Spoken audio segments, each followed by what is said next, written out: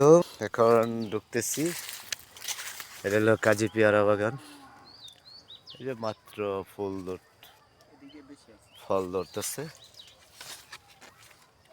এই যে একদম এই যে দেখেন দূর দিয়ে টাল বান্ধা পেয়ারা ধরবো আর বেচবো। এই যে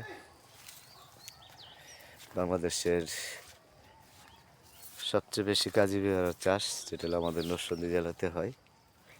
হ্যাঁ, অবশ্যই পেয়ারা ক্ষেতগুলিতে অন্যান্য সবজিও হয়, যেমন সিম, তারপরে আলু, মূলা, সরিষা, এরকম সবজিও হয়।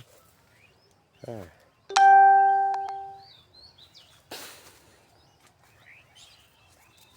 এই যে দেখেন কত সুন্দর করে গাছগুলি সাজিয়েছে।